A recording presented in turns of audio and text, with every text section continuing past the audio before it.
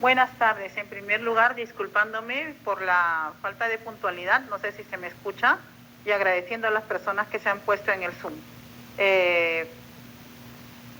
Tengo el gusto de trabajar en dos instituciones excelentes, en una de ellas como tercero, y bueno, realmente la experiencia de todo este tiempo son más de 20 años trabajando con adultos y niños y siempre en cirugía cardiovascular, ha sido muy grata. En este caso, puedo comentar que el Instituto Nacional de Salud de Breña se operan casos sumamente complejos de niños altamente complicados. El esfuerzo que se hace a pesar del bajo presupuesto, escasos recursos, es admirable. Y no me estoy refiriendo a mi persona, sino a todo el equipo. Realmente es un triunfo sacar adelante cada paciente de cirugía cardiovascular. Pero tenemos otro problema, y el problema para el que se me ha llamado ahora, esta es una exposición un poco somera, pero que quisiera que toque puntos básicos. Es, ¿qué hacemos en sala de operaciones si nos toca un paciente con cardiopatía y la cirugía no es cardiovascular? Entonces yo no les voy a dar ninguna panacea, no les voy a dar magia, ni decir solamente usa esto, porque eso es mentira. Todo depende, uno, de nuestro conocimiento, que sí es básico; dos, del estado del paciente; tres, de nuestros recursos. A veces uno sueña con grandes cosas y no las va a tener porque la realidad peruana es distinta, ¿no? Y número cuatro, de la respuesta del paciente. De repente mi plan es excelente y a ese paciente, por más que yo lo he estudiado, no le va. Y ya nos ha sucedido. Bien, entonces vamos a recordar cosas que la mayoría de ustedes como colegas ya saben. En las criaturas hay una gran diferencia. En la siguiente me puede pasar, este es uno de los problemas que he tenido y me disculpo. No está agarrando bien el internet en la laptop y me están haciendo acá el favor de compartir la pantalla desde teléfono. La primera pregunta es mía. Nuevamente, ¿se escucha, por favor? Hola. Se escucha. Muchas gracias. ¿Podría entonces pasar la siguiente?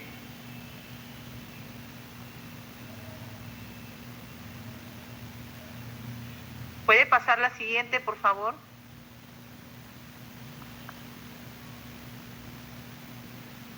Hola, gracias. Bueno, tenemos las diferencias cardiovasculares de los adultos y de los neonatos, ¿ok? Y estoy poniendo los neonatos para poner diferencias extremas. Es muy distinto tener un paciente pequeñito y un paciente adulto, ¿no? Mientras que los niñitos, cuanto más pequeños, más dependientes de la frecuencia cardíaca. El gasto cardíaco en el adulto es dependiente de tanto del volumen sistólico como de la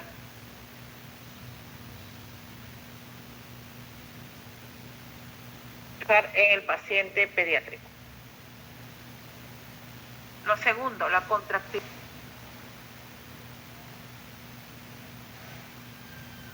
El adulto es una contractilidad que es normal. ¿Por qué? Por la inmadurez del sistema cardíaco.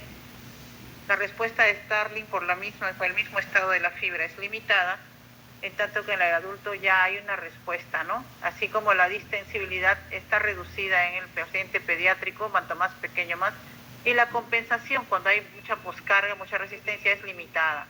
En cambio, el adulto ya se puede defender a menos que llegue una falla y hacerlo, y es efectiva.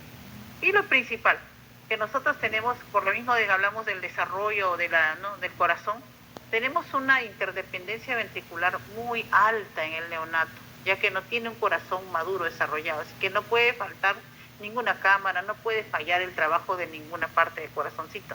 En cambio que en el adulto esta independencia es relativamente baja. ¿Puede pasarme la siguiente, por favor?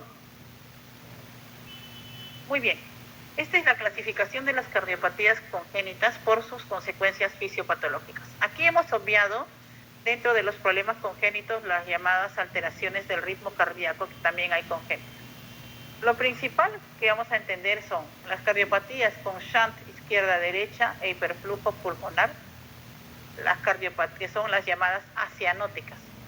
Las cardiopatías con shunt derecha-izquierda o llamadas cianóticas con disminución del flujo sanguíneo pulmonar, y las que tienen shunt derecha-izquierda, son cianóticas, pero con aumento del flujo sanguíneo pulmonar. Ya, es muy distinto que haya una, ¿no? que haya una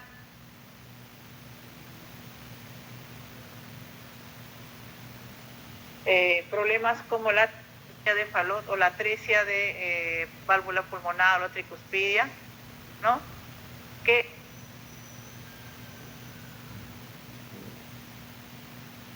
como son el troncoarterial, la transposición de los grandes vasos, el drenaje anómalo pulmonar total y el síndrome hipoplástico cardíaco izquierdo y el ventrículo. Un momentito, por favor.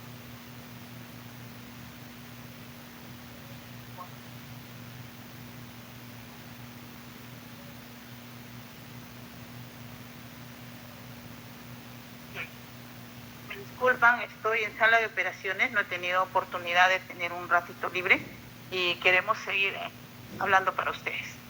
Ya. Entonces, esto es lo que diferencia. Mientras que tenemos cardiopatías con shunt derecha e izquierda, donde el flujo está aumentado, tenemos también las que tienen shunt derecha e izquierda, pero flujo sanguíneo alto, ¿no? Las más comunes que vienen a nosotros, la transposición de los grandes vasos, el drenaje venoso anómalo total pulmonar, y bueno, la doble salida de ventrículo derecho también es otro problema. Bien, las más comunes de las cianóticas, ¿no? De las cianóticas es la tetralogía de Fallot, y la más común es del grupo de shunt derecha e izquierda. Con aumento del flujo sanguíneo pulmonar, repito, es el drenaje anómalo venoso pulmonar, la transposición y el doble salida de ventrículo derecho. De todas las cardiopatías en el mundo, especialmente en América Latina, el gran porcentaje, el mayor porcentaje no es de estas. Sin embargo, es del grupo 1. Observen ustedes lesiones con shunt izquierda-derecha y aumento del flujo sanguíneo pulmonar, que son la comunicación interauricular, la comunicación interventricular, la persistencia de ductos arteriosos. También tenemos lesiones obstructivas a la salida, ¿no? Al tracto de salida del ventrículo izquierdo y del ventrículo derecho. Pero hay una cosa bien importante. Dentro de estas lesiones obstructivas, una de las más frecuentes también es la coartación de aorta. Se dice que llega a ser el 5% de las cardiopatías en general, de las cardiopatías congénitas. Y de las lesiones causantes de obstrucción de la vía aérea no podemos dejar de mencionar el arco aórtico doble, y entre ellos el famoso anillo, ¿no? Su variante del anillo vascular. El anillo vascular realmente compromete mucho y es algo que debemos tener en cuenta. Como voy a hablar de consideraciones anestésicas, esta parte creo que no ha salido en la exposición. El arco aórtico vascular, el anillo vascular, comprime el esófago, comprime la tráquea. Al comprimir ambos, ¿no? Tenemos muchos problemas durante la intubación porque genera una estenosis por compresión extrínseca, y tenemos pacientes que tienen reflujo, que tienen grandes cantidades de saliva, de secreciones, ¿no? Entonces aquí, por ejemplo, el problema principal no es que haya cianosis, sino problemas en la vía aérea. Bien. Esto como que puede marear un poquito al que no tiene mucho manejo de las cardiopatías congénitas, pero vamos a dar unos ejemplos. ¿Me pone la siguiente, por favor?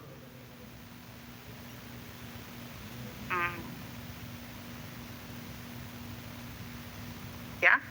Muy bien. Estas son es el ejemplo típico de una cardiopatía congénita acianótica con flujo sanguíneo pulmonar aumentado. Como ustedes ven, ¿no? En la segunda parte se observa que hay una comunicación, hay un defecto septal que lleva por gradiente de presiones sangre oxigenada hacia las cámaras derechas. No, esto con el tiempo se puede convertir también en un problema que cause un aumento de cavidades derechas e hipertensión pulmonar a futuro. La siguiente, por favor. Este es nuestro característico ejemplo de una cardiopatía cianótica con flujo sanguíneo pulmonar aumentado, ¿ya? Que es la transposición de los grandes vasos. Miren ustedes, al nacer las arterias de manera inversa, hay una mezcla sanguínea inconveniente, pero sin embargo hay un bypass, pues ya que al nacer de manera diferente no pasa oxígeno a la circulación venosa, a la que debería ser la circulación venosa. Nosotros debemos recordar esto porque este tipo de cardiopatías se descompensan pues muy fácilmente, ¿no? Demasiados problemas traen este tipo de cardiopatías con hipoflujo pulmonar. La siguiente, por favor. En cambio, estas son las cardiopatías cianóticas que tienen flujo sanguíneo, con hiperflujo pulmonar, perdón. Las que tienen hipoflujo pulmonar son las, perdón, me van a disculpar. Sí, a esto me refería. Esta es la tetralogía de Fallot, ¿ya? En la tetralogía de Fallot nosotros vamos a encontrar un defecto del tabique interventricular que dice que trata de ayudar al paciente, pero vamos a encontrar una estenosis pulmonar subinfundibular generalmente, ¿no? O infundibular. Realmente tenemos problemas porque es a nivel del infundíbulo, está la famosa crisis hipóxica de la tetralogía. Entonces, como decimos, los pacientes que vienen con flujo sanguíneo pulmonar disminuido nos traen muchísimos problemas, ¿no? Ellos no pueden llorar. Por ejemplo, si usted los pone a los niños con tetralogía de Fallot a llorar, ¿qué está ocasionando? Que con ese esfuerzo ya no llegue prácticamente nada de flujo a los pulmones. Esta consideración que estábamos hablando hace un rato es importante, muy, muy importante, el rato de dar anestesia a esto. La siguiente, no nos vamos a marear tanto, me van a disculpar si en alguna cosa los haya confundido porque justo me llamaron lamentablemente, como les digo, estoy ya cansada de operaciones, pero vamos a tratar de solucionar el problema y que todos entendamos. Bien, tenemos entonces la clasificación. Cuando llega un niñito con cardiopatía congénita a nuestras manos, tenemos que ver la clase funcional. Esta clase funcional muchos conocen, ¿no? La escala de la New York Heart Association, que se usa mucho en adultos. En cambio, en niñitos se ha hecho un equivalente que es la escala funcional de Ross. Actualmente existen otras escalas más detallistas, pero la mayoría de nosotros, los que no trabajamos mucho con este tipo de escalas, trabajamos con la de Ross porque se correlaciona bien con la escala de NIFA respecto a lo que es insuficiencia cardíaca. Entonces, por ejemplo, yo les pongo cómo se nota en un bebé, ¿no? En un bebé una clasificación de Ross clase 4. En efecto, síntomas en reposo como la taquipnia, en los benitos se nota mucho esta taquipnia, retracciones costales, tiraje, que no refiere a una neumonía, aunque se puede confundir, gruñidos y mucha diaforesis. Son los niñitos que también se cansan mucho al lactar, ¿no? No pueden ni lactar, por ejemplo. Esto se ve en la clase 3 y en la clase 4, que son equivalentes a los llamados esfuerzos moderadamente mínimos o los que llevan a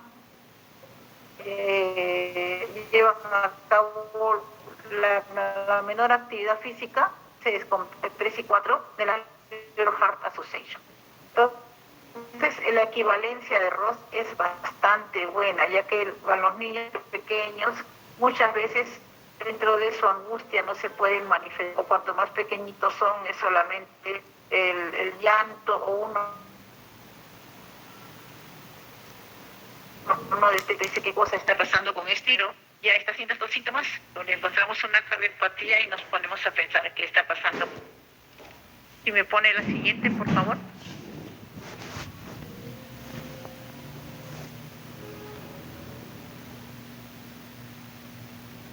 Sí, bien. Para todos nuestros colegas, nosotros cuando usamos anestésicos, la mayoría de anestésicos son vasodilatadores e inotroponegativos, exceptuando a la ketamina y al etomidato. El resto, la gran mayoría, son inotroponegativos y vasodilatadores.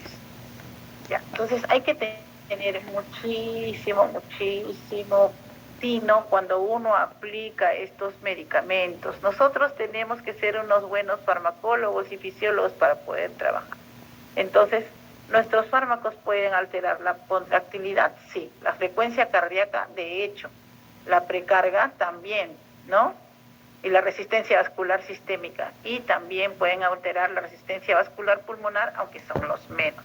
Ahora vamos a hablar también de esto. ¿Me pone lo siguiente, por favor?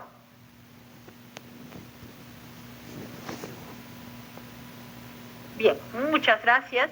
Vamos a ver. Aquí están factores que pueden alterar la precarga, la resistencia vascular sistémica, la resistencia vascular pulmonar, el ritmo cardíaco y la contractilidad. Vemos que hay condiciones fisiológicas y que hay condiciones farmacológicas que desestabilizan al paciente, ¿no? Entonces, miren ustedes, dentro de los, aparte de los anestésicos que pueden subir o bajar la resistencia, esto lo dejo para el final, ya que es el tema, ¿no? Nosotros podemos encontrar que la resistencia vascular sistémica y pulmonar pueden estar variadas por cambios en la temperatura. Por eso es tan importante regular la temperatura en los niños, no escatimar en mantas térmicas, en calentadores de fluidos para evitar la hipotermia, pero también controlar siempre que no se vaya al exceso, porque a veces nos pasa lo contrario, no, es niño, hay que abrigarlo, y cuando uno se da cuenta ni el aire circula en sala y es un ambiente cerrado y se van al otro lado, es la hipertermia. Además, niños con síndromes que se asocian a hipertermia maligna y síndrome neuroléptico maligno, ¿no? Entonces hay que tener mucho cuidado con esto. Una enfermedad viene acompañada de 2 o 3, ¿no? Si tenemos un ductus, de repente es un niño Down, ¿verdad? Así, sucesivamente, puede haber muchos niños con un síndrome que abarque 1, 2, 3 cosas.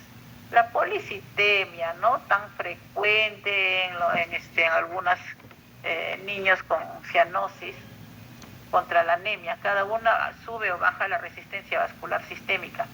Cuando vamos a ventilar a un niño, el PIP que nos tiene problemas, ¿no? Nos trae problemas porque aumenta la resistencia, y las drogas que alteran el ritmo cardíaco también. Por ejemplo, aquí lo mencionan porque en Estados Unidos siguen usando mucho el relajante neuromuscular pancuronio. Este relajante neuromuscular causa taquicardia. El anestésico tipo isoflurane causa taquicardia. Estos anestésicos no se usan en nuestro país. Me da mucha pena. Yo tengo en realidad más de 20 años, ¿no? Entonces yo sí he llegado a usar isoflurano. El isoflurano no es un anestésico conveniente para inducción en niños por su feo olor irritante y más que nada por ese efecto. Pero para mantenimiento es sumamente seguro. Es más, muchas misiones que han venido de otros países, han venido de Chile y han venido de Estados Unidos, así como otros sitios donde trabajo han venido de misiones italianas, y me han preguntado por qué no tengo isoflurano. Entonces, hay un gran problema, ya que ni siquiera su costo es alto, ¿no? Y pienso que nosotros deberíamos tener la opción, aunque en menor cantidad, de usar en algunos casos isoflurano y no todo sevoflurano, ya que son los fármacos, digamos, autorizados, ¿no? Los antiguos, como el metoxiflorano, era dañino, eso se usaba en los años 50, creo, y ya desapareció, los 60, perdón. El desflorano, que todo el mundo tenía la novedad del vaporizador electrónico, se ha encontrado que causa, pues, un problema terrible de polución y contaminación ambiental, y que es sumamente riesgoso utilizarlo. Así que ya dejó de ser un boom. El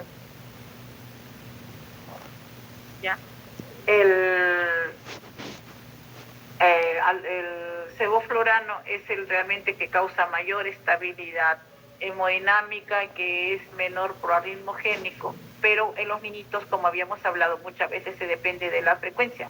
El isoflurano es un excelente fármaco broncodilatador y también aumenta la frecuencia cardíaca.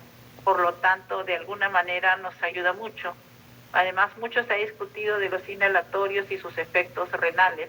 Hasta ahora hay gente que tiene algunas dudas sobre el uso de estos anestésicos, y el isoflurano todavía está recomendado en los pacientes nefrópatas. ¿Ya? Sencillamente estamos en una situación en la cual me imagino que por la escasez de adquisición de fármacos ya se ha decidido protocolizar acá 1 o 2 cosas nada más. La contractilidad, ¿no? Alterada también de acuerdo a los anestésicos, a los fármacos, y bueno, se ha encontrado precisamente algunos anestésicos inhalatorios, algunos endovenosos y todos inhalatorios, deprimen la contractilidad cardíaca, ¿no? Este cuadro es importante. Muchos de ustedes conocen y dicen, ¿por qué la doctora habla de esto? Porque justamente esto es lo que vamos a tener que manejar. Muy bien, si me pudiera pasar la siguiente, por favor. Voy a tratar de ir más rápido, me disculpan. Sé que nos estamos excediendo el tiempo, vamos a tratar de ir más rápido. La que sigue, por favor, ya entró. Ok, gracias. La premedicación. Este cuadro es del 2004, sin embargo lo he reiterado hace poco, me olvidé poner la referencia, ¿no?, de la Asociación Americana de Anestesiología. Hasta ahora he encontrado 2 fármacos muy seguros para premedicar, que son el midazolam y la ketamina. Acá nosotros utilizamos midazolam con paracetamol inclusive, ¿no? Ya que tiene un sabor, según me dicen, a fresa del jarbito, y de esa manera pueden recibirlo en la premedicación. Es aceptable pues por diferentes vías, brindando adecuada sedación y ansiolisis. Y la ketamina inclusive muchos cardiólogos dicen, pero le aumenta la resistencia vascular, pulmonar, tenga cuidado. Se ha demostrado que la ketamina en niños, sobre todo grandecitos, y a una buena dosis intramuscular, realmente produce un buen manejo de la ansiedad, favorece la cooperación del niño, ya que lo domina un poquito. Es un fármaco efectivo y seguro, ¿no? Ya que recuerden que la ketamina mantiene una frecuencia cardíaca alta, que es tan importante en niños, no deprime respiratoriamente de inicio, y otra cosa que nos interesa acá es que se ha encontrado que en los pacientes pediátricos la respuesta de la resistencia vascular pulmonar es menor, ya que esa es la parte más discutida. Segundo, no tenemos ketamina S, bueno, que es una variedad que se sacó un tiempo, entonces la keta va a aumentarnos la resistencia vascular pulmonar. De hecho, sí, pero en niños, en los reportes está demostrado que no es así. Muy bien, la siguiente me pasaría, por favor. Solamente para mencionar algunas otras alternativas de premedicación. Como esto se va a quedar, ya van a poder revisarlo. La que sigue, por favor.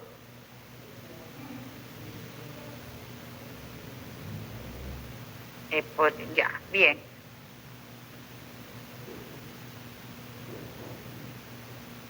Esto se refiere a que cuando nosotros nos llega un paciente pediátrico que se va a someter a una cirugía, procedimiento no cardíaco, ya que es lo que me solicitaron que hable, nosotros tenemos que tener mucho cuidado. ¿Cuáles son los pacientes que requieren a recibir antibióticos? ¿No? Entonces, aquí están las recomendaciones. Si el paciente ya tiene una válvula protésica o un material protésico, por ejemplo, si ha tenido un injerto, si ha tenido un Blaylock, por ejemplo, si ha tenido un Blaylock Taussig, ¿no? Pacientes con endocarditis infecciosa previa. Y ahí está, pacientes con cardiopatía congénita de tipo cianótico sin cirugía de reparación. Pacientes con cardiopatía congénita con historia de reparación con material protésico o con persistencia de defecto residual. Y los receptores de trasplante cardíaco. No, entonces casi siempre en estos casos hay que dar antibiótico-terapia. Por ejemplo, si tenemos una cirugía, un procedimiento, un cateterismo, o digamos que le van a hacer una cirugía de una endoscopía, se dice que no es obligatoria, pero es deseable la antibiótico-terapia. ¿Ya? Aquí está. La profilaxis antibiótica debería planearse o plantearse para los procedimientos dentales. Acá entra mucho paciente de dental para desfocalización previa a cirugía cardíaca, y muchos otros tienen también su cardiopatía congénita, pero no entran porque va en desfocalización, sino porque ya necesitan este tratamiento. ¿Ya? Entonces, para procedimientos dentales que precisen manipulación de la región gingival o periapical o perforación de la mucosa oral. Pues bueno, acá nosotros tendríamos que ponerles a todos, ya que les hacen tratamiento odontológico integral. ¿Ya? Después, para procedimientos del tracto respiratorio, como se habló, que incluya broncoscopía, laringoscopía, de ese tipo de visiones. Y para procedimientos gastrointestinales, urogenitales, no están recomendados. Para eco transesofágico, para gastroscopías. La profilaxis antibiótica no se recomienda para ningún procedimiento de piel y tejidos blandos, o sea, para evitar problemas de endocarditis bacteriana. salvo que sea pues una zona infectada. Bien, estas son recomendaciones de la American Heart Association. La que sigue, por favor. ¿Me podría poner la siguiente, por favor? Muchas gracias. Bueno, estos son algunos antibióticos de usar, ya. Algunos antibióticos que se han usar, como ve, da buen resultado la clindamicina y se usa mucho las cefalosporinas. Bien, el siguiente, por favor. ¿Me pasa el siguiente?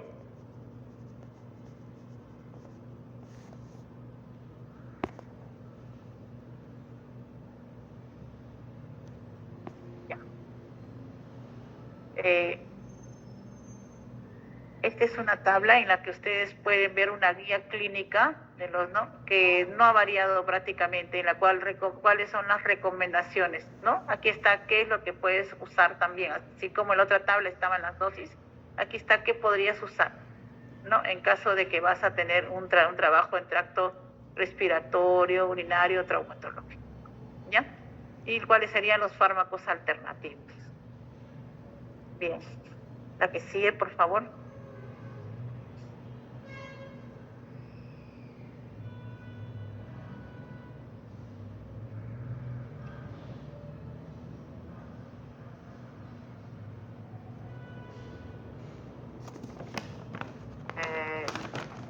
Retroceder un poquito. Ya, esta es la, de esta le quería hablar. Bien, esto es algo importante. Nosotros decimos, ¿y este paciente qué riesgo tiene? Nosotros usamos mucho la evaluación por el ASA. Esta tabla es de 2013, yo lamento que no ha actualizado la referencia. De esta misma tabla del 2017 se sacó que sencillamente todos los pacientes con cardiopatía congénita, así estén compensados y se sometan, aunque sea un uñero, son ASA 3. Entonces, en el grupo de riesgo bajo que ustedes ven en esta tabla, ¿no? En esta tabla sale de ASA 1 a 3 riesgo bajo. Ya no. Hay un riesgo bajo, relativamente bajo, de complicación en cirugía o procedimiento no cardiológico, pero ya los pacientes de basta que tenga una cardiopatía congénita, todos son considerados ASA 3. No puedes ponerle ASA 1, ASA 2. Pueden ir un niñito con un ductus arterioso y estar rosadito, compensado, sin congestión pulmonar, estar tranquilo, sin fiebre ni nada, pero ya pues tiene su ductus para operar, pero está tranquilo. Ya. Ese niño ya no es ASA 1 o 2, ya es ASA 3. Primer punto. ¿No? Segundo punto, lo que hemos hablado, si está compensado o no compensado fisiológicamente. El tercer punto, ¿cuáles son las de mayor riesgo? Las cardiopatías complejas y las cianóticas. Y por supuesto, ¿qué puntos aumentan el riesgo también? ¿No? El hecho de que tenga arritmias o hipertensión pulmonar. Bien, entonces el riesgo va de menos a más, pero corrigiendo que acá actualmente ya se considera a estos pacientes ASA 3.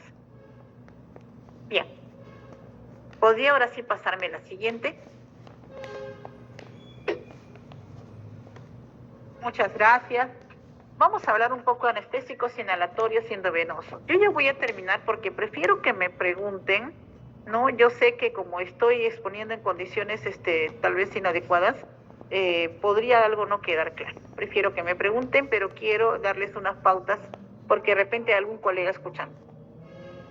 Cuando nosotros tenemos una cardiopatía con shunt izquierda-derecha y flujo sanguíneo pulmonar aumentado, ejemplo una CIA, una CIB, la inducción con un anestésico inhalatorio será más rápido. Entonces, ¿cómo va a inducir este niño? Con inhalatorio. ¿Y cómo se va a mantener mejor la anestesia? Con inhalatorio. Entonces podemos usar una anestesia inhalatoria para la inducción y una anestesia balanceada en la que podemos usar una buena cantidad de inhalatorio más que de opioide sin ningún problema en la cirugía. Ojo, ahí dice algo bien importante, riesgo de vasodilatación. Como el anestésico inhalatorio aquí entra muy rapidito, no usar de volúmenes por ciento demasiado altos, ya que no debes vasodilatar al paciente. Lo llevas a hipotensión y lo puedes llevar a inversión de shunt. Ahora, si tienes cardiopatía, ¿no? Cianótica, derecha izquierda con sanguíneo pulmonar disminuido, por ejemplo, una tetralogía de Fallot, la inducción inhalatoria se va a demorar. Esto es importante, ¿por qué? Porque muchos de nuestros niños vienen sin vías. Por eso es importante tratar de ponerle vías, sobre todo los que tienen cardiopatías cianóticas, ¿no? Entonces, la inducción inhalatoria se va a demorar. Uno trata de dormirlos así con el inhalatorio, ¿para qué? Para poder pescarles una vía rápido a las criaturas, ¿no?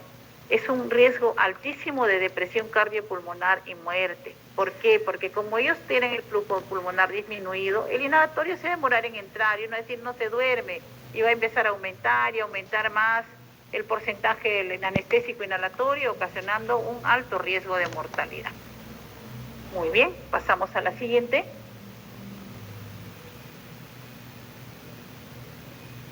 ¿Me podría poner la siguiente, por favor?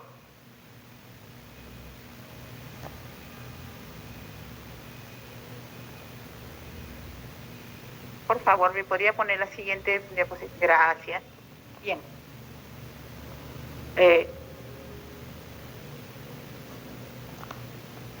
Se ha repetido. ¿Me pone la siguiente? ¿Me pondría la siguiente, por favor? Ya, un momentito.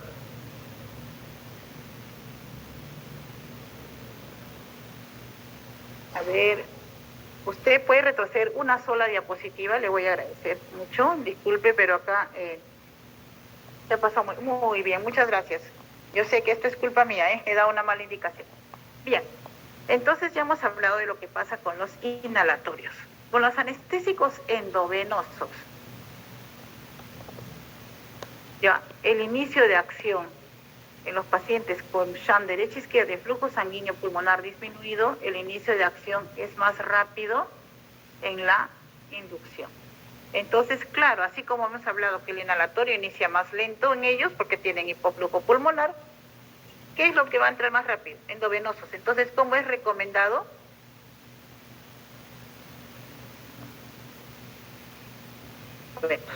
¿Sí? Definitivamente. Inducción con midazolam, con etomidato, que bueno, no tenemos, o con TIVA, con bombas, ya, pero es la inducción ideal. Y por eso es tan importante que estos niños tengan vía. Cuando hablamos de la premedicación, son los primeros pacientes que deberían venir premedicados para no llorar. Yo siempre les comento a mis amistades que un día, cuando estaba muy jovencita, recibí un bebito que tenía Fallot. Lo cargué al bebito, cometí el error de cargar al bebito ese rato. Él estaba con su monitor, estaba perfecto, se despidió, azulito, claro, sí. Solamente lo cargué. Como lo vi tan tranquilo, me confié. Lo cargué a su camilla, bueno, lo pasé con su cunita dentro de la misma sala, no crean que me fui a distancia. En su cunita, dentro de la misma sala, lo cargué para pasar a su camilla sin haberlo sedado primero. Es decir, no le puse nada. El niño lloró, creo que dio 2 llantos y antes que yo busque algo, ya estaba en paro. Nunca salió, eso me traumó a mí de por vida. La premedicación es muy importante en estos pacientes. No debe permitirse que hagan esfuerzo ni llantos. El espasmo infundibular puede ser letal. Letal, tal cual. Muy bien. Hay modelos farmacológicos endovenosos adaptables según edad y estado del paciente. Nosotros teníamos acá para los niños, por ejemplo, con el propofol y remifentanil, algunos modelos como el Cataria, que vienen algunas bombas de infusión. Pero nosotros podemos manejar distintos modelos endovenosos, hasta el manual. Pero hay que considerar un modelo que espero que algún momento se nos consigan estas bombas para poder trabajar con el EBEL. Por lo pronto lo trabajamos con aplicativos. Bien, ahora sí pasamos a la siguiente, por favor.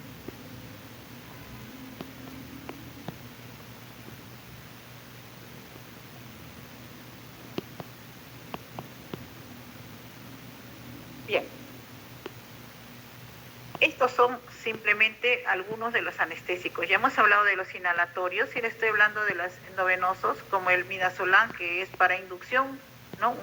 Una benzodiazepina, que sirve de hipnótico, en este caso a los niños, la ketamina, que es un ataráctico, la exmedetomidina, con la que también puedes inducir, pero más que nada analgesiar, los opioides para mantenimientos, como el fentanilo, remifentanilo y la morfina, los inhalatorios ya los tomo. Acá no se menciona el etomidato. El etomidato es un fármaco que se usa mucho en todas partes. Por ejemplo, en Brasil hay etomidato. Es un fármaco que tiene una buena estabilidad hemodinámica para inducir al paciente. Puedes mandarle un bolo de etomidato, dormirlo rápidamente y que no haga hipotensión. Lamentablemente nosotros no disponemos de eso. Y la esmetomidina.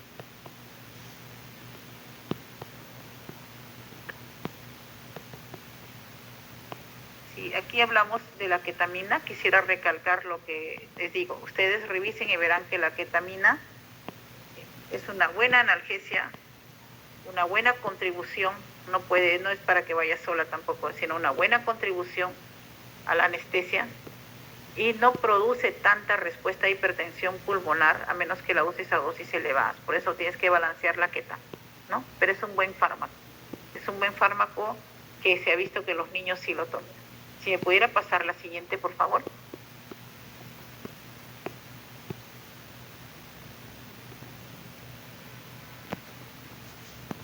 Ya vamos a terminar dentro de poco. Yo creo que estoy aburriendo mucho al público. Este gráfico es un gráfico que siempre se presenta, como ustedes lo revisen, está jalado a la vez de otro gráfico, que es un Journal of Cardiothoracic and Vascular Anesthesia, y bueno, simplemente para ver la enorme caída que tiene la resistencia vascular, no solo con inhalatorios, sino con algunos endovenosos en bolo.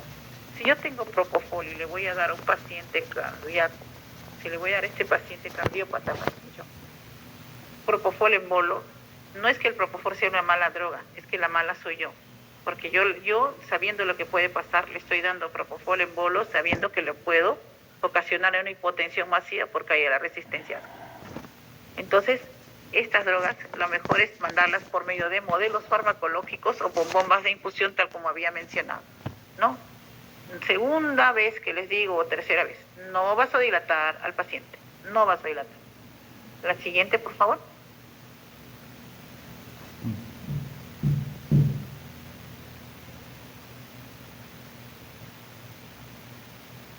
Este es para recordar que cuando nosotros intubamos a los niños, vamos a tener que las cardiopatías con flujo pulmonar aumentado tienen una compliance un poco menor por aumento de resistencia en las vías aéreas. ¿Por qué? Porque empieza a afectarse mucho la circulación pulmonar, empieza a haber congestión, ¿no? En tanto que los que tienen hipoflujo pulmonar tienen otro tipo de problema, que es aumento del espacio muerto fisiológico.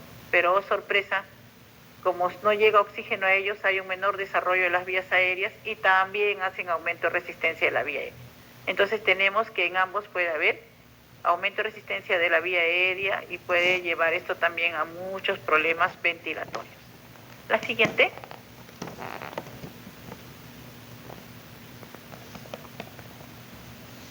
Esto es para hablarles de lo que les mencioné. La vía aérea es muy importante para nosotros los anestesiólogos. Entonces hay cardiopatías obstructivas que llevan por obstrucción a congestión pulmonar, ¿no?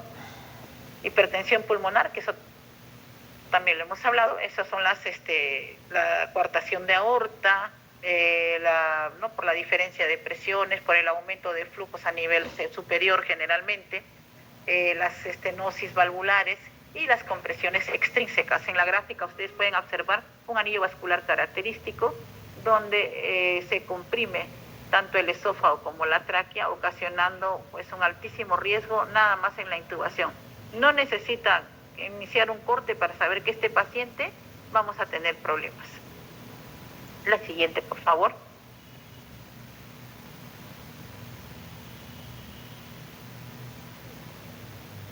Este es para recordar que la ventilación mecánica, con el aumento de la presión intratorácica, esto muchos ya lo saben, disminuye la precarga del ventrículo derecho, altera el tono del sistema nervioso autónomo, hace unas alteraciones increíbles, ya que mientras que disminuyes la precarga del ventrículo izquierdo, ¿no? También altera la poscarga del ventrículo derecho. Es decir, hay una variación y recordemos que acá hay interdependencia ventricular. Pero ¿qué es lo que pasa?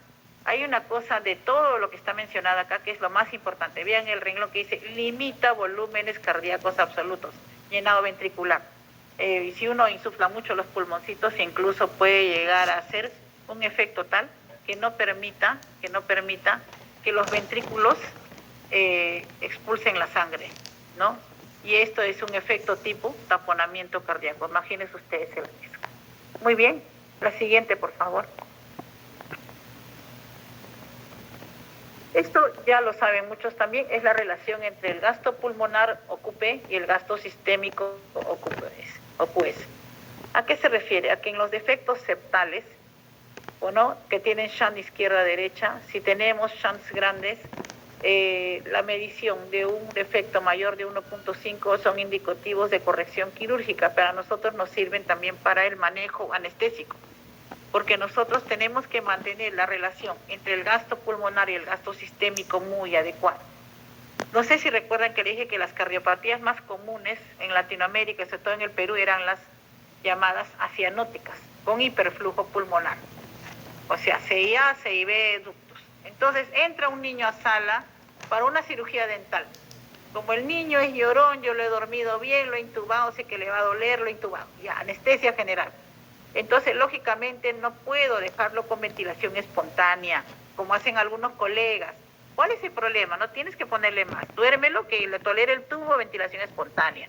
No, porque estos pacientes van a hacer atelectasias. Ellos ya están estado congestionados, a veces los secan con diuréticos también, pero en general sus pulmones no están bien.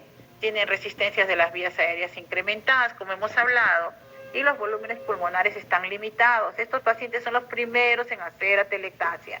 No los dejen con respiración espontánea hasta el momento en que sea necesaria la extubación. Por lo tanto, si yo ventilo mal al paciente, también ¿qué voy a hacer? Voy a vasodilatar. Y paradójicamente, si yo vasodilato, ¿dónde va a aumentar más la presión? En la región pulmonar. Y voy a tener un QP más elevado, ¿no? Una diferencia QP-QS más elevada. Y eso va a perjudicar al paciente y hasta puedo llevar a invertir shunts. Muy bien, la siguiente, por favor.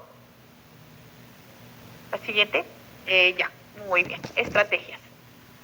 Si el paciente tiene el flujo sanguíneo pulmonar incrementado, hay que tratar de usar FiO2 baja, frecuencias respiratorias bajas, usar PIP y no hiperventilar. ¿Ya? Si tiene cardiopatía congénita con flujo sanguíneo pulmonar disminuido, ahí sí hay que tratar de disminuir un poquito la RBP, pero no demasiado, porque no a costa de vasodilatación, sino poner FiO2 más altas, frecuencia respiratoria normal o alta, ya, para tratar de ayudar al niño. Y el cuadro es diferente cuando ya el paciente entra con hipertensión pulmonar severa. A estos pacientes sí estamos un poco más fastidiados porque no queremos hiperinsucar al paciente. Sin embargo, tenemos que aumentar el relajante muscular, tenemos que usar FiO2 altas, tenemos que tratar de tener un PaCO2 menor de 40 y un pH lo más cercano a 7.4 y tratar de mantener un PaO2, no una saturación, obviamente, sino un PaO2 de 100 o más. Eso es un trabajazo. Entonces, estamos con el paciente y estamos con un factor muy diferente a los demás médicos. Inclusive en cuidados intensivos no tienen una agresión que nosotros tenemos, que es la agresión del cirujano. El uso de separadores, la tracción, el hecho de que va a manipular el corazón, el hecho de que a veces dice pongas al paciente de costado, ponlo en tren, ponlo en Fowler, acércame la mesa, súbeme la mesa. Todo eso pasa en sala. A veces la tracción bien alta, ¿no? Bien amplia de los separadores, empiezan a meter su mano en esos corazoncitos, son manos grandes, por eso son niños pequeños, ¿no? A desplazar con las pinzas, a empujar con las gasas, todos esos efectos lo vemos nosotros en el ritmo y en la ventilación. Entonces empieza nuestro trabajo, que es muy fuerte. Eso es durante una cirugía cardíaca. Durante una cirugía no cardíaca, que es lo que me están refiriendo, hay que ver cuáles son los puntos de manipulación. Por ejemplo, si está trabajando en abdomen, donde puede hacer restricción del diafragma, ¿no? Y eso, ¿no? Y eso puede ser importante. O si va a trabajar en cavidad oral, donde se pueden acumular las secreciones y también alterar la ventilación por algo muy simple, o como ya ha pasado que nos han extubado pacientes sin querer. Todo eso hay que estar mirando todo ese rato, muy aparte de balancear todo esto. La siguiente, por favor. ¿Podría pasar la siguiente? Ya vamos a terminar ya, no tengan sueño, por favor.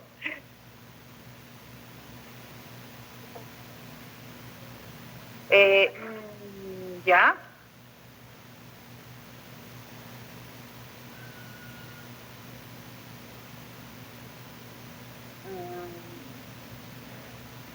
Yo creo que se ha pasado mucho, ¿eh? Se ha pasado unas 4 diapositivas. ¿Podría usted retroceder? Ok, avance una más, por favor, y una más. Avance una más. Hola, avance una más.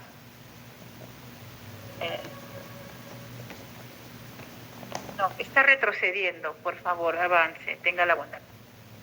Está retrocediendo mucho. Está retrocediendo muchísimo. Avance, avance. Avance, por favor. Ya no vamos a aburrir más a la gente. Ahí está. Esto es algo importante. Las conclusiones. Yo sé que acá me van a preguntar, si he confundido a alguien me disculpan, como les digo, me han estado interrumpiendo un poquito, es un poco difícil exponer así. Lo primero, estudiar la fisiopatología del paciente, o sea, no es lo mismo cualquier cardiopatía. Y leer, pues, informarnos o preguntar. No como alguien que me dijo una vez, le van a sacar los dientes a este chiquito y tiene estenosis pulmonar severa. Está saturando 50. ¿Qué le daré? Solo Seborane, pues. Y no, pues, ¿no? Ya hemos visto que no, que la respuesta es no. Bien. Evaluación cuidadosa de su hemodinamia y estado respiratorio. El monitoreo según requerimientos. Ahora tenemos si es que es una cirugía mayor. Si es una cirugía mayor, tenemos que monitorizarlo lamentablemente igual que un corazón, o sea, catéter venoso central, línea arterial, ¿no? Depende de la cirugía. Pero lo más básico es monitorizar al paciente con BIS y ahora que tenemos con NIRS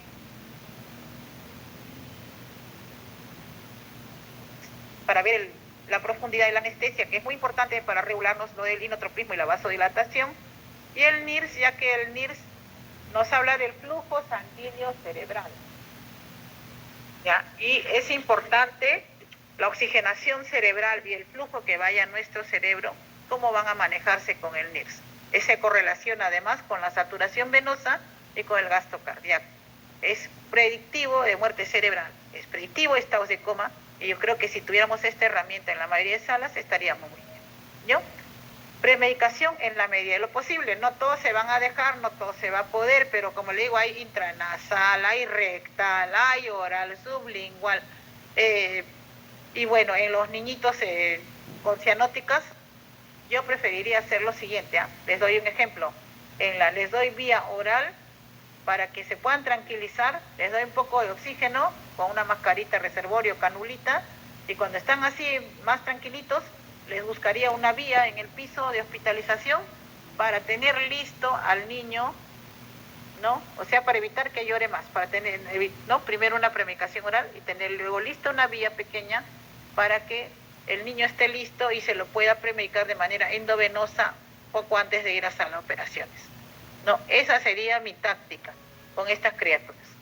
Y planificación estratégica de la técnica anestésica. Como les digo, usar lo que tenemos, lastimeramente no siempre es lo que queremos, pero usarlo sabiamente. Eso es lo que yo más les recomendaría. Entonces, bueno, estoy dispuesta a recibir sus preguntas. Mil disculpas, la hora es inadecuada y bueno, tuvimos problemas con el laptop. Muy agradecida acá a nuestros compañeros de Telesalud, no solo por la invitación, sino porque han tenido la bondad de compartir la pantalla desde allá, si no, no hubiera podido exponer, ¿no? Entonces, muy agradecida de verdad y espero cualquier comentario o pregunta con mucho gusto. Gracias. Doctora Olga Berríos, agradecimiento a usted por su magnífica participación en esta exposición virtual. Y sí, hay preguntas.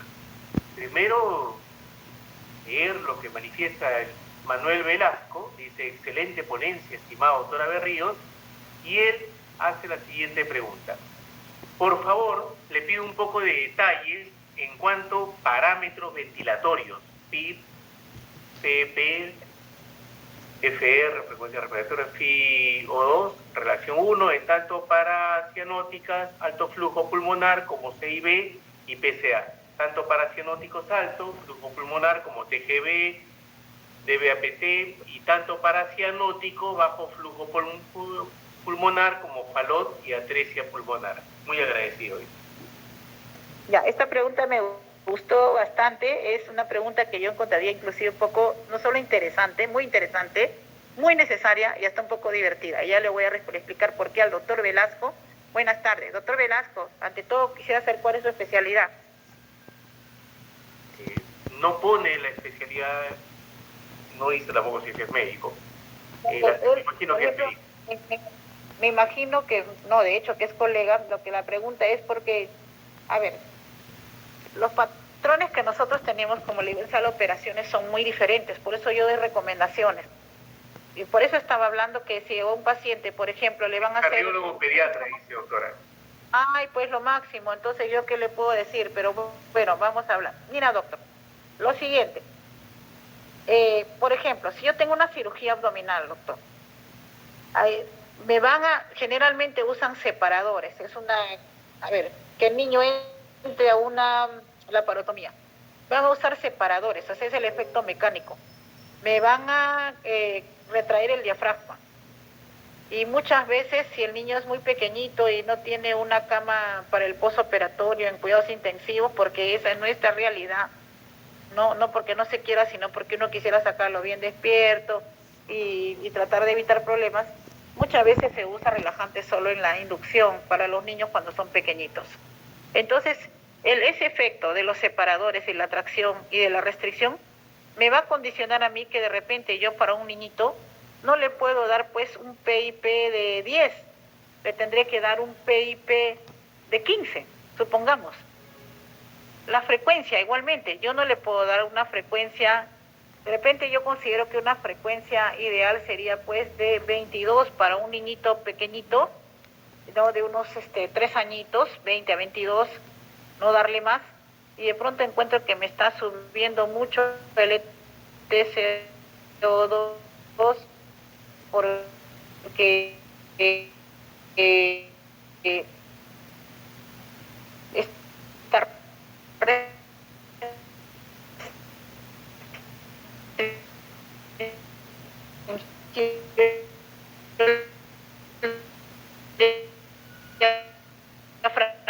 o por parar en congestión pulmonar. Era la frecuencia mantener un CO2 que se libere poco a poco, pero que no barra tampoco demasiado, ¿me entiendes? O sea, las circunstancias aquí ya me están cambiando.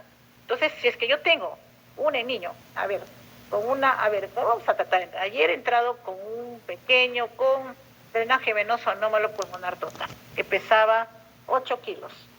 Justamente a ese niño yo le he dado una FiO2 de 60, que era una FiO2 alta. Mi IE ha sido 1,2, ¿ya? Esta es una cardiopatía donde estamos hablando de flujos pulmonares, entonces estamos hablando del drenaje anómalo pulmonar total, ojo, ¿sí? Ya. Y le he tenido que dar un PIP, no un PIP, sino un PEP, ¿sí? De 5. Y vi que como que no le gustaba mucho porque ya el niño había desarrollado un problema pulmonar, por la misma anomalía que tenía, parece que se había cerrado, venía con secreciones, y le he tenido que bajar un ratito el PIP, el PEP, le he tenido que bajar a 3, que es un PEP muy realmente mínimo, no es como que no estuviera y era fisiológico, y para eso estaba justo con los separadores, todo lo que le estoy hablando, ¿no? Es muy distinto que el niño va a un cateterismo. Este niño si va a un cateterismo, yo le puedo tratar de comenzar con una FiO2 de 50, de repente comenzar con mi PIP planeado de 11, por ejemplo, de 12, ¿no? Y no necesito hiperventilarlo ni deseo tampoco, ¿no? Porque, ¿qué pasa? Ahí lo que necesito es que tolere el tubo y que no me desature más, ya que un cateterismo lo que van a hacer es ingresar generalmente por región femoral, ¿sí? Y van a entrar las endoguías, y las endoguías son las que van a estimular con guía por el arco en C, van a estimular los distintos puntos de acceso a la zona cardiológica que se quiera estudiar, o si es para poner un dispositivo, un esteno, algo, ¿no? También. Entonces mi ventilación también va a cambiar, no solamente porque tiene hiperflujo o hipoflujo pulmonar, sino que va a cambiar de acuerdo al tipo de cirugía o procedimiento. Si es un procedimiento dental, también pues voy a tener problemas porque el procedimiento dental, nosotros no tenemos los tubos adecuados. Hay unos tubitos que son especiales para que cuando ponen su ganchito de separación, no tiene como una boquilla un poco densa, un poco amplia, el odontólogo no me comprima el tubo. Varias veces me han doblado el tubito y yo no puedo estar gastando tubos anillados en todos los pacientes, ni hay número para todos, ¿no? Cuando hay, qué buena suerte, pero también los tubos anilladitos son más caritos, ¿no? Son más caros. Entonces me está comprimiendo y no puedo yo hacer nada, no puedo hacer nada, porque en ese momento probablemente el odontólogo está trabajando en esa zona. Entonces, ¿yo qué hago? ¿Sabes qué hago? Aumento una extensión de corrugado chiquita, que yo la llamo gusanito. Y yo sé con eso estoy aumentando el espacio muerto mecánico. Sabemos que hay espacio muerto anatómico, fisiológico y el de los circuitos, que es mecánico. Y tengo que usar eso para que no se me tuerce el tubo y yo pueda trabajar en esa zona en ese momento. Entonces, como está pasando eso, voy a tener que aumentar más mi...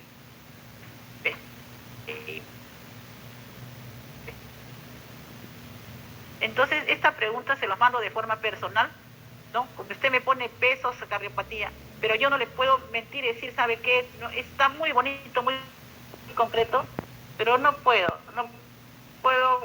responderle, ponle esto otro de esa manera. Por eso son estrategias o consideraciones, ¿no? De eso se trata, a eso es a lo que yo me he referido, porque si ustedes tienen no es lo mismo un procedimiento que una cirugía. Ahora, si es una broncofibro, probablemente ahí sí desean que el paciente esté en espontáneo porque son procedimientos muy rápidos, ¿no? Pero las vías aéreas pueden estar irritadas. Generalmente se tornan hiperreactivas y hay que estar utilizando broncodilatadores con mucho cuidado, ya que sabemos que la respuesta también de la taquicardia, si bien los niños están acostumbrados a frecuencia alta, tampoco es tan deseable que tenga demasiada frecuencia, ¿no? Entonces, fíjese usted todo lo que uno tiene que pasar, ¿no? El anestesiólogo en ese momento tiene que variar, no solo de acuerdo a la fisiología, sino al tipo de procedimiento o cirugía. Es decir, anómalo, se supone que al tener un flujo sanguíneo pulmonar un poquito mayor, y a pesar de ser cianótica, yo debería tener cierta ventaja. Pero tengo que cuidarme, o sea, yo no quería hiperventilar demasiado, pues he tenido que aumentar mi ventilación ayer, he tenido que aumentar mi hiperinsuflación con ese riesgo, ¿no? Y mi FIO2, bueno, mi triunfo es que al final de la cirugía ya lo pude bajar la FIO2 a 40 y pude bajar mis parámetros, ¿ya? Igualmente, en una tetralogía de Fallot, en una atresia pulmonar tricuspide, ahí sí pues hay que tener mucho cuidado y la FIO2 probablemente va a permanecer alta hasta el final.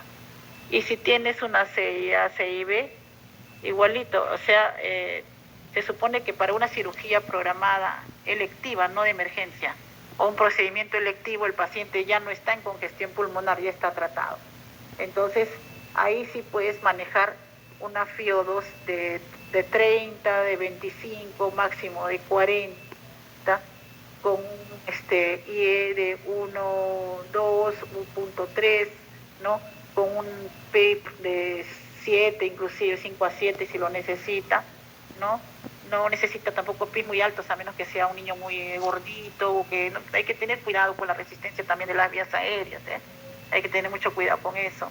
Y la PIP, pues suficiente. Recuerden que aquí justamente estamos hablando, me está preguntando el doctor, no solo porque yo lo he mencionado, ¿no? He hablado de la PIP, sino porque estos pacientes, nosotros en las máquinas de anestesia no tenemos generalmente más que presión con volumen garantizado, que no es tan fisiológico, ¿eh?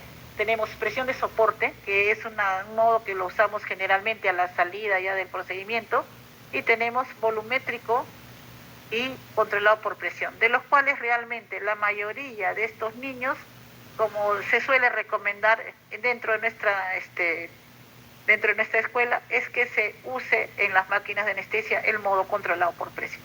Y por eso la pregunta del doctor. O sea, la respuesta estará por las variaciones en la oxigenación, en el CO2 y en la hemodinamia del paciente.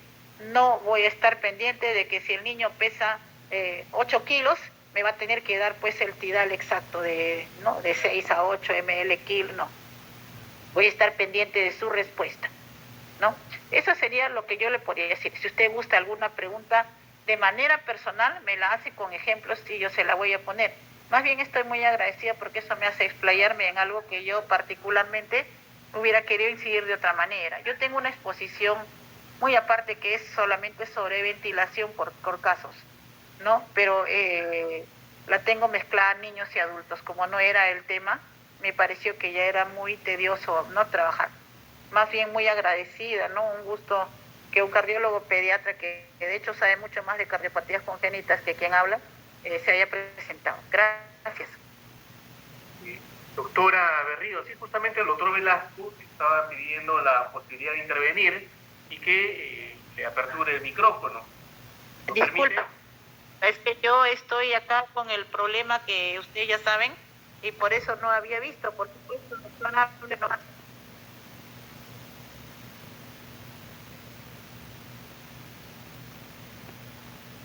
Ah, ya vi la pregunta, he visto otra pregunta, pero no es del doctor Velasco.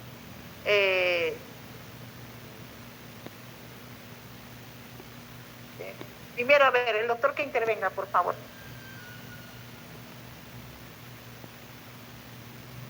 ¿Aló? Hola. Doctora Berríos, muy buenas tardes. Gracias por todo. Gracias siempre por todo lo que hace por nuestros niños, doctora. Yo trabajo con usted en Breña. Muchas gracias, doctora. Le admiro mucho y de verdad que estoy muy contento con su trabajo, doctora. Como usted dice, es un esfuerzo titánico. Gracias, doctora, sinceramente. ¿Me escucha, doctora? ¿Aló? ¿Me escucha? Le escucho un poco entrecortado, pero... Le agradezco ¿Sí? mucho ¿Me por... escucha a mí? Sí, yo sí le escucho, le agradezco todo. Doctora, lo había puesto usted en su tabla, pero lo pasaron rápido. Entonces yo le suplico al compañero que está ahí con las diapositivas que lo retroceda lentito, lentito lo vaya retrocediendo porque lo que yo le pregunté lo había puesto usted ahí, sino que lo pasaron rapidito, que lo vaya retrocediendo las diapositivas y ahí lo vamos a ver. Pero igual, mis felicitaciones, doctora. Gracias por todo, doctora Berrío. Gracias. Un abrazo. Muy amable, muchas gracias. Aquí, disculpen ustedes, yo he estado muy contrariada porque al final la laptop no me jaló la internet. Entonces yo estoy fastidiando mucho a nuestros amigos de Telesalud, ¿no? Y me da mucha pena hacer eso hasta ahorita. Hay una pregunta que veo acá que dice, en un paciente que está con apoyo ventilatorio no invasivo con CPAP burbuja, ¿cuál sería la forma ideal de subirlo a salas y se le retire el CPAP para subirlo? Lamentablemente, por eso es que ese es otro tema, el traslado de un paciente delicado a sala de operaciones. La escuela es un poco distinta en cada hospital o clínica. Un paciente que usted considera delicado, que pueda tener un problema ventilatorio, debe subir no solo con un personal de enfermería, sino con un médico. Debe subir con un médico, aunque el paciente no esté intubado ni nada, en primer lugar. En segundo lugar, debe subir con drogas preparadas de apoyo, ¿no? O sea, yo, por ejemplo, yo traslado a mi paciente y estoy llevando mis jeringas de epinefrina, de atropina, mi aminofilina, estoy llevando todo, ¿no? No porque le quiera, algunos dicen, ay, está poniéndole seguro un poco de epinefrina para que llegue bien. No, no es así. Yo no pongo nada, es más, les regalo las jeringas hasta que tengan sus preparaciones, sino que son drogas de prevención. Nosotros no sabemos lo que va a pasar. Igualmente, este pacientito ya está recibiendo CPAP burbuja, entonces qué difícil, ¿no? Qué difícil. Yo creo que lamentablemente si no tenemos la forma ideal de transportarlo, yo pido dos cosas: que tenga un saturador de oxígeno puesto y que lleve máscara reserva. O no podemos hacer más. ¿Y cómo vamos a ganar? Subiéndolo rápidamente. El drama acá, ya sabemos, la distancia de los ascensores. Es un drama. Por eso mismo, tener alguien que lleve una máscara facial con un balón válvula, o sea, con un ambú pediátrico. De esa manera, si el niño se descompensa por AOV en el camino, le da apoyo con máscara facial. Yo no me voy a molestar, ni creo que nadie, porque se supone que el niño ha estado en CPAP y solo se ha descompensado por el traslado. Entonces, ¿qué hacemos nosotros? Nosotros tenemos nuestra máquina anestesialista, lo metemos inmediatamente, como ya me ha pasado, lo metemos inmediatamente a sala, no sé, aunque sea le arranco el oxígeno, me va a decir, ¿está loca? No. Más me molesta llevar a veces el coche de oxígeno, agarro, le saco, trato de correr con la poca velocidad que tengo, o alguien me ayuda y lo meto directo a sala a oxigenarlo, igualmente con máscara facial y a intubarlo inmediatamente. No, son cosas un poco emotivas que uno vive, pero también es la carencia que tenemos, ¿no? Y todo esto lo tenemos que pasar día a día, muchas veces. Entonces yo sé que la pregunta es una pregunta de alguien que seguro está sufriendo cuando traslada al paciente o cuando lo manda a trasladar, porque a veces el paciente puede llegar mal y tiene toda la razón. Ah, es la licenciada Ana. Sí, licenciada. Lo correcto es eso, o sea, debería ir un médico con usted, aunque sea un residente o un, ¿no? Podría ir porque y con su mascarita facial y su balón válvula listo. ¿Cómo diría el paciente? Con su mascarita reservorio y su oxímetro. Pero que no hay otra alternativa, no se les puede exigir más. Sabemos que los ascensores fallan, que hay distancia, en ese sentido no. No sé si se respondió bien mi pregunta.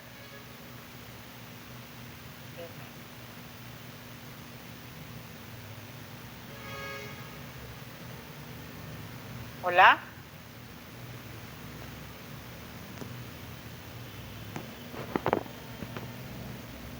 Doctora, bueno, sí la hemos escuchado, ¿no? Imagino que la licenciada está satisfecha con la respuesta que usted ha brindado. Doctor Velasco pedía una diapositiva, un poco difícil ya la comunicación, pero como usted manifestó, podría luego seguramente él contactarse con usted a fin de intercambiar estas teorías y estas diapositivas. Con La mucho dirección de gusto. docencia, la Dirección de Docencia del Instituto Nacional de Salud del Niño, la Unidad de Telesalud, agradece la participación de la doctora Olga Berríos Toro, del Servicio de Anestesiología, quien expuso sobre manejo anestésico en pacientes pediátricos con cardiopatía. Esperando haya despejado algunas dudas sobre este tema y ello sirva para el mejor manejo asistencial de los niños y adolescentes que merecen siempre una atención con calidad. Muchísimas gracias, doctora Olga Berríos Toro. ¿Algunas palabras que ustedes participado, doctora, en todo Sí, por favor. En primer lugar, muy agradecida, no le expresé por los inconvenientes que hubo, por la invitación de Telesalud. En segundo lugar, un poquito apenada porque por el problema que hubo con la internet, de repente estaba muy preocupada por eso y no he accedido en su momento al chat de las preguntas y mi exposición no hubiera querido que no quede clara. Por eso ahí está el acceso a mi persona, creo que lo tienen fácilmente, ¿no? Y pueden comunicarse conmigo por WhatsApp de manera personal, o con el enlace que les pueda brindar también Telesalud para mi persona, y no hay ningún problema, con mucho gusto para responder y explicar lo que estamos haciendo. La parte que hemos hablado es simplemente, como dice, consideraciones anestésicas, porque los anestesiólogos pasamos mucho más. Gracias por todas las personas que han estado presentes y gracias por el interés de las preguntas. No, yo estoy muy agradecida con esta institución. Gracias. Muchísimas gracias y recuerde que esta ponencia estará grabada en nuestro canal de YouTube. Usted puede tener acceso y salir definitivamente de esas dudas que seguramente en este momento